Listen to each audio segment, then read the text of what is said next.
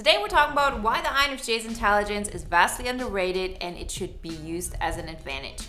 So the INFJ intelligence is very unique. We all know that. It's all about being street smart. It's all about reading people, and it's very subtle. It's a soft science, right? And how it is with those soft sciences, people cannot really grasp it. I've experienced this so often where people think that, they can manipulate me. They think I don't get certain things because I just don't care about certain areas of life. And this is a choice I've been making and something I experience a lot of INFJs doing as well, that we, live life by our own drums. We decide what is important to us and what isn't. And a lot of people completely underestimate what we're capable of. Our entire problem lays in the fact that we actually think people understand that we're smart.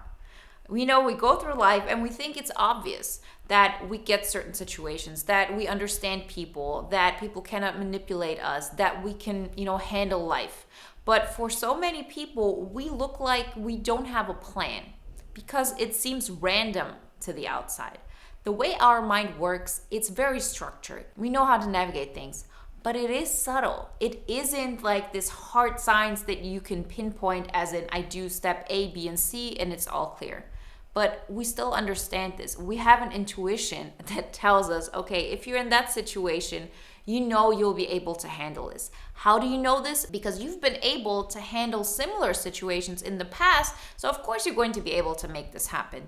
To the outside, it looks like you're just stumbling across or you just got lucky. They don't know that you just got lucky 500 times before that, right? So this discrepancy of us thinking it's so obvious that we know what's going to happen and how to work the situation and how to use it to our advantage, and the fact that other people think we're just stumbling across and we're sort of making it by, and there is no real structure behind this. Like, this whole thing really causes a lot of problems because we think it's so obvious and there's another reason why they don't want to get it, when in the end it is simply that people vastly underestimate what you're doing. So today we're really going to talk about how we can use the fact that we know this to our advantage and how to know that people are not getting where we're coming from. Before we get started, remember bootcamp is coming up. The next live round launches August 20th. The first live call will be August 27th. So make sure you're on that waiting list so you get access to the early bird price and get notified once we go live.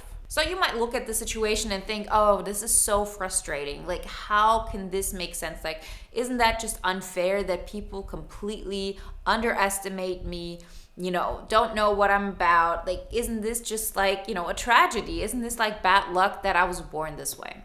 But trust me, it is not. Because we very often don't do things because we know we could do them.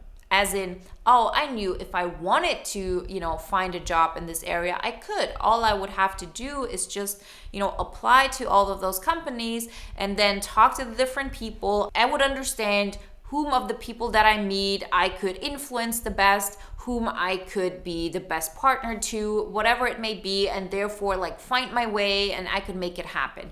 Or if you say, I want to be a famous artist, all I would have to do is just go on a lot of auditions and then, something will just happen and I will get the role that I'm looking for and so on. But because we know that we could make it happen, we very often don't. Because that's how our mind works. We get an endorphin rush just by the fact of thinking it through. Oh yeah, this is how it could work. I know I can do this. And so we directly get this feedback of, oh, it's all good. We have this endorphin rush. And then there's no reason for us to actually prove it in the real world. And this is something that keeps a lot of INFJs stuck. And so if other people would directly see also in you, oh yeah, I know you could do this, we wouldn't move at all. And still our life wouldn't change.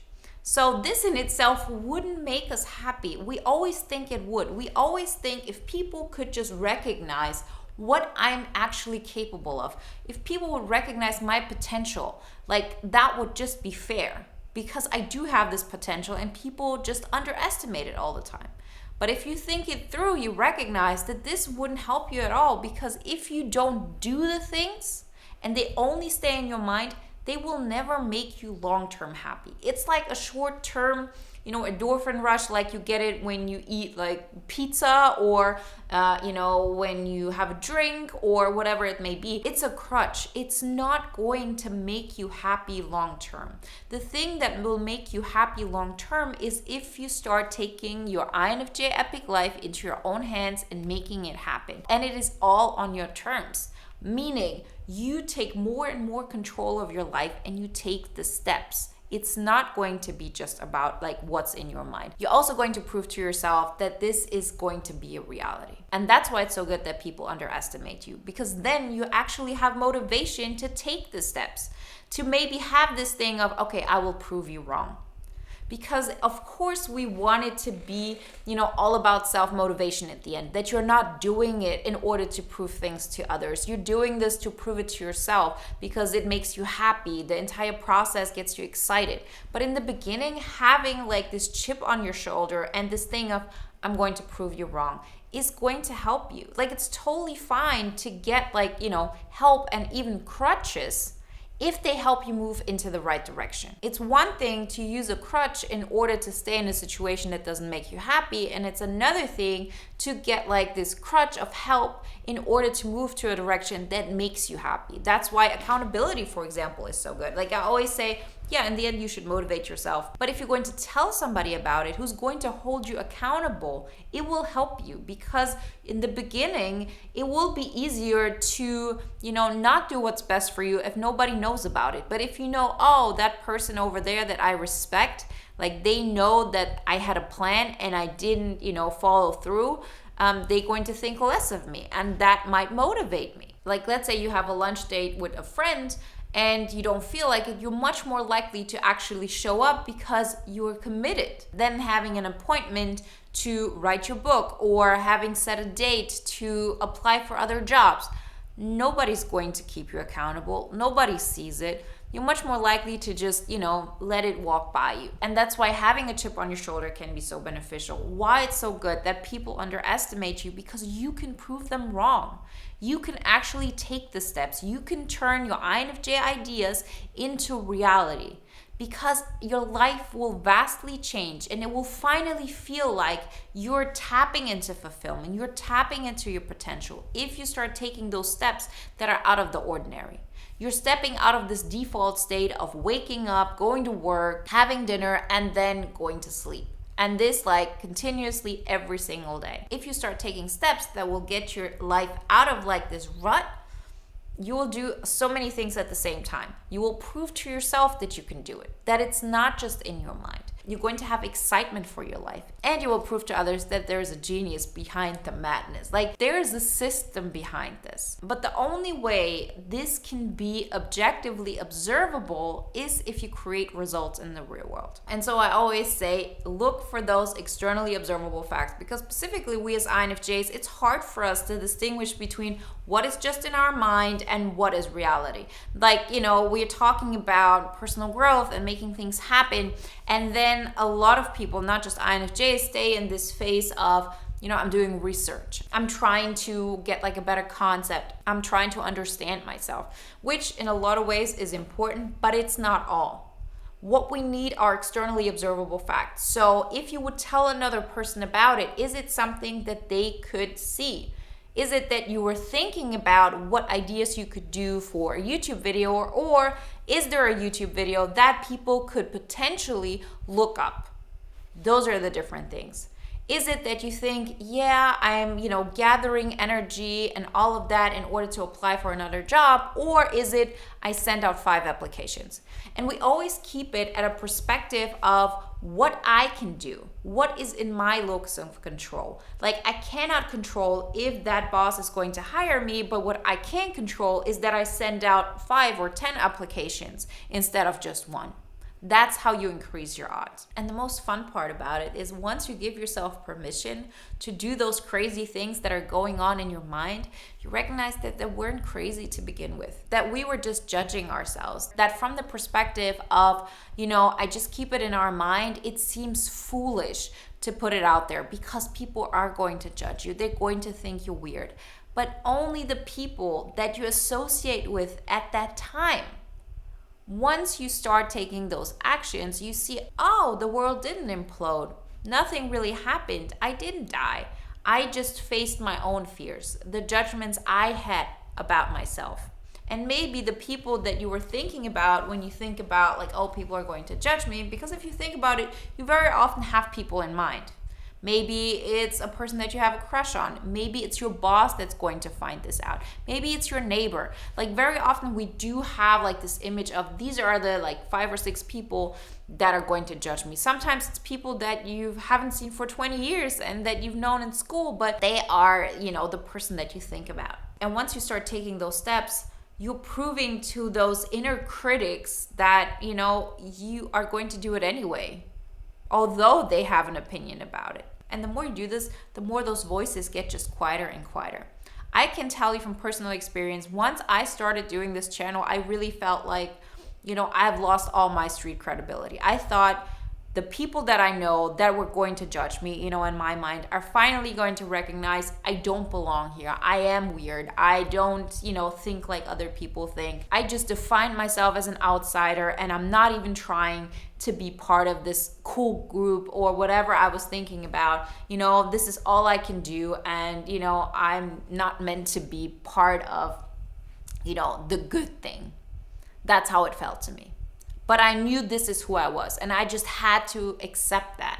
Once I accepted this, once I started taking those actions that forced me to look at all those things that I was afraid of, I recognized, no, actually, what I'm doing is cool. To me, this is my life. This is what I want to do. This is what makes me happy. This is what makes me feel like I'm in control of my life.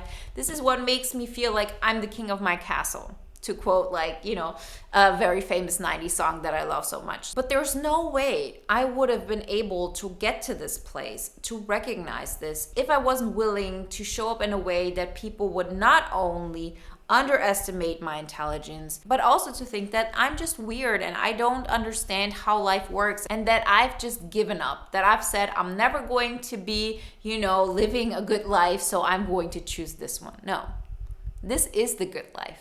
I just wasn't appreciating what I liked. And so now I get to prove to myself every single day with every single thing that I do, yeah, I know what I'm doing. I trust myself. I know what works for me. And it's totally okay that people underestimate it, because it has been a bliss in disguise. They don't get it, so I'm going to prove it to myself. Because if I believe something to be true, I don't care about other people's opinions. I don't care if somebody tells me, oh, you have green hair. Well, I know I don't have green hair. So it doesn't really matter to me. If somebody would tell me, oh, you only care about yourself, I know that this is not true. I know, because once I started this channel, I did it in order to wake people up, in order for other INFJs and not go through the things that I had put myself through. And I know this. So I am fine with people, questioning my integrity in this way, and I wasn't okay before because I hadn't done the things that I was able to do. I wasn't showing up in a way that would also benefit others. And now that I do, this is not something that could faze me, at least not as much as it used to. And this is where we want to get to. We want to use the fact that people underestimate you and don't believe in your intelligence as something that will push you to prove to yourself just how capable you actually are. Because then you really don't care. You don't just tell yourself that, you really don't care. And that's when the fun really begins. That's when you have a life that feels exciting and you can't wait to start the next day. And I know that we all have the capacity to get there, and you deserve to experience life at such a degree. That's what I always call the INFJ epic life. If you want help with this, if you want motivation, if you want to have a community of INFJs that grow in the same direction, then join the INFJ Epic Life Bootcamp. The next life round starts August 20th, and the first live call is August 27th. So make sure you're on that waiting list so you get notified and get access to an early bird prize. All the information you find in the links in the description. And if you want to watch another video now that is in alignment with today's topic, then watch the video, How the INFJ Bypasses Everyone.